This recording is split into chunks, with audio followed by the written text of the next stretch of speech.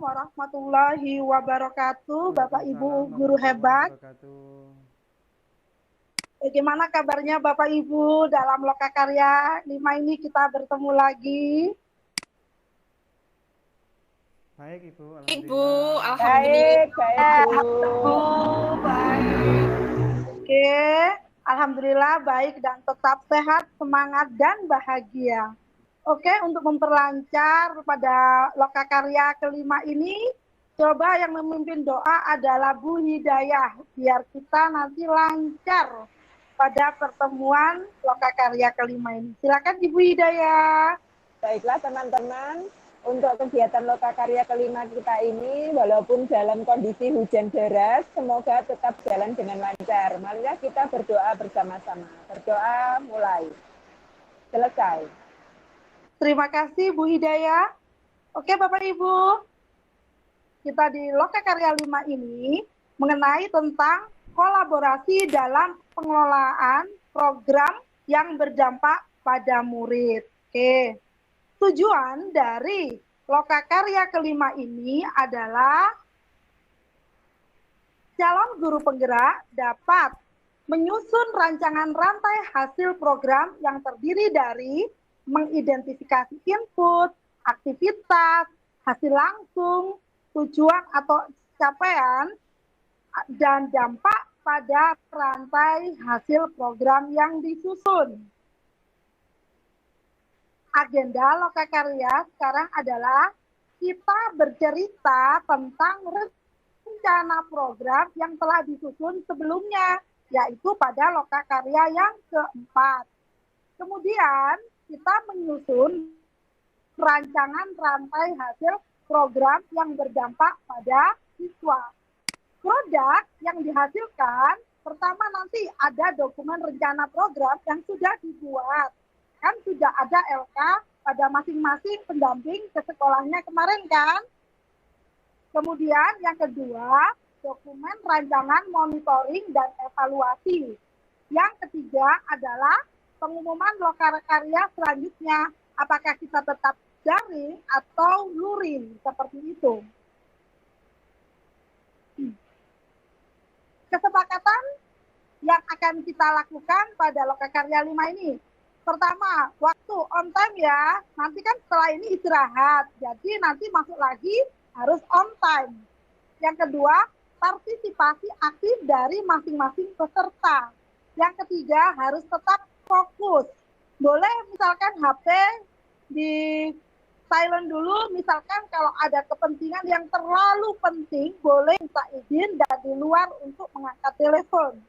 Yang keempat, yaitu target yang harus kita dapatkan hari ini, yaitu merancang program untuk siswa di sekolah masing-masing. Apakah ada yang perlu ditambahkan pada kesepakatan bersama ini, Bapak Ibu? Cukup. Oke, terima kasih.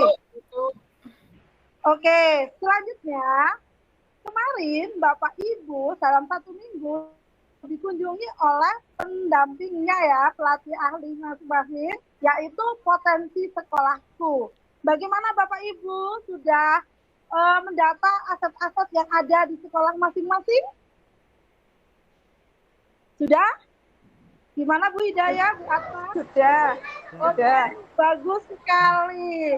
Coba sekarang ceritakan potensi sekolah masing-masing di link Jamboard yang saya berikan lewat chat Meet ini ya. Jamboardnya silakan. Sudah, Bu. Oh, Sudah. bisa, bagus. Gimana Bu Atna menuliskan? Ya, bagus sekali, modalnya manusia, bagus. Kemudian Pak Sultan, gimana potensi yang ada di sekolahnya? Ya, potensi yang ada di sekolah saya itu adalah modal ini apa namanya itu tanaman yang digunakan untuk yang bisa digunakan untuk penelitian gitu Bu, seperti tanaman-tanaman yang biasanya digunakan oleh guru biologi, fisika dan kimia untuk meneliti. Jadi tanaman bunga, di sana ada Oh, juga tanaman obat-obatan, juga ada. Itu potensi yang saya miliki, yang sekolah saya miliki. kalau boleh saya simpulkan, berarti potensinya yang ada adalah sumber daya alam ya, Pak? Iya, betul. Oke, baiklah. Ya, Bu Eko, monggo. Potensi apa yang ada di sekolahnya Bu Eko? Iya, potensi yang ada di sekolah saya pertama sarprasnya yang mendukung. Yang kedua berada di tepi jalan raya sehingga mudah diakses. Terus sama muridnya yang banyak sehingga mempunyai potensi yang luar biasa. Terima kasih. Bagus. Iya Bu, luar biasa sekali ya potensi yang dari Bu Eko. Jadi bisa saya simpulkan, yaitu modal manusia, modal sumber daya alam, kemudian dari Bapak Ibu semua berdasarkan jambot yang sudah ada, bisa saya simpulkan ada 7 potensi atau modal dalam komunitas. Yang pertama yaitu modal manusia. Sumber daya manusia yang berkualitas merupakan investasi yang utama. Yang kedua yaitu modal sosial, mulai dari norma dan aturan yang ada di sekolah masing-masing. Yang ketiga yaitu modal fisik, di mana terdiri dari bangunan, kemudian instruktur, sarana dan prasarana yang dimiliki masing-masing sekolah. Yang keempat yaitu modal lingkungan alam. Potensi apa yang bisa dikelola dan mempunyai nilai ekonomi. Kemudian yang kelima yaitu modal finansial, dukungan keuangan yang dimiliki oleh sekolah tersebut. Kemudian yang keenam adalah modal politik. Politik ukuran keterlibatan dalam sosial. Yang ketujuh adalah modal agama dan budaya, yaitu identifikasi pemetaan modal budaya dan agama yang merupakan langkah yang sangat penting, di mana keberagamannya itu nanti bisa menumbuhkan tokoh-tokoh penting yang berperan langsung dan yang ada di daerah sekitarnya. Bagus-bagus sekali ya jambot hasilnya, itu sudah sesuai dengan apa yang ada di 7 modal dalam komunitas. Oke, baik. Untuk selanjutnya kita ada posisi berbagi temuan. Lah, Bapak Ibu guru hebat ini, sekarang silakan masuk ke room masing-masing, bor masing-masing. Ada kelompok 1 Bu Hidayah, kelompok 2 Bu Eko, kelompok 3 Pak Sultan, kelompok 4 adalah Bu Atma. Apa sudah masuk ke masing-masing bor? Sudah. Sudah saya admit semua. Oke ya. Di sana coba sekarang hal baru apa saja yang Bapak Ibu dapatkan dari cerita teman yang lain. Coba kelompoknya Bu Hidayah apa? Ya, baik Bu. Tadi itu saya mendengar cerita teman tentang aset lingkungannya, di mana sekolahnya itu sangat sempit sekali, sehingga dia merasa kalau dia itu saya nggak punya apa-apa gitu. Nah, ternyata setelah tadi dipikirkan bersama oleh kelompok, bahwa mereka memanfaatkan lingkungan sekitar, yaitu Pak RT, Pak RW, itu untuk melakukan kayak penghijauan di rumah masing-masing di sekitar sekolah, sehingga saat menuju ke sekolahnya itu akan nampak hijau, walaupun bukan berasal dari sekolah tersebut, tapi memanfaatkan lingkungannya untuk bekerja sama. Begitu Bu, itu hal baru yang saya temui, karena pikiran saya selama ini sekolah itu ya ada lahan hijaunya begitu, ternyata ada sekolah yang paving tok. Oh, luar biasa sekali ya pemikiran dan dapat hal baru. Jadi kalau kita ingin membuat program sekolah yang berpihak pada murid, jangan hanya yang kekurangannya, tetapi dengan memanfaatkan aset yang ada. Oke, bagus. Tepuk tangan untuk kelompoknya Bu Hidayah. Selanjutnya yaitu kelompoknya Bu Atma. Pembelajaran apa yang Bapak Ibu dapatkan dari cerita teman yang lain, Bu Atma? Oke, ya, benar sekali. Bagus, Bu Atma kelompoknya. Ada masukan dari Ibu Eko?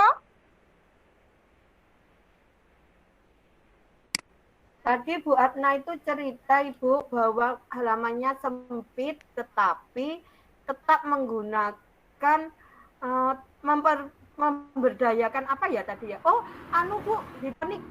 Nah, itu saya ingat hidroponik.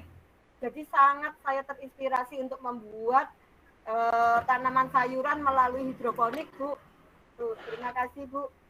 Terima kasih. Oke, semuanya sudah menuju main room utama ya. Sekarang dari berbagi cerita dari antar kelompok, sekarang saya kepingin semuanya melihat Mentimeter yang sudah saya kirimkan di link ya. Oke, hasilnya apa? Iya, sangat takjub. Baik sekali, luar biasa, keren, bagus sekali.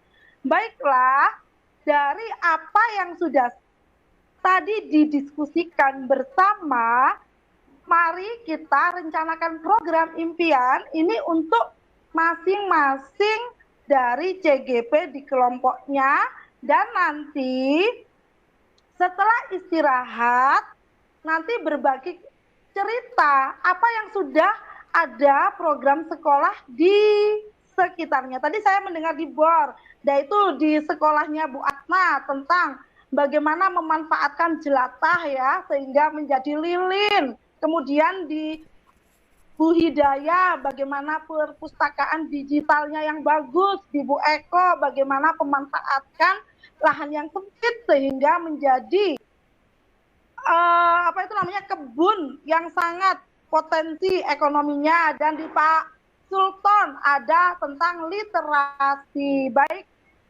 alhamdulillah untuk sesi ini sudah cukup bagus dan kita bisa simpulkan bahwa program yang berdampak pada murid bisa dilakukan melalui aset-aset yang ada itu dimanfaatkan. Oke ya, sekarang kita menuju Mentimeter untuk menuliskan hasil refleksi pembelajaran pada lokakarya yang kelima ini. Oke, sudah semua Mentimeternya ditulis refleksinya? Sudah. Terima kasih. Baiklah, kita waktunya istirahat, nanti masuk kembali pada pukul 13. Jangan lupa jaga kesehatan, makan yang banyak dan bergizi ya, sholat. Saya akhiri, Assalamualaikum warahmatullahi wabarakatuh.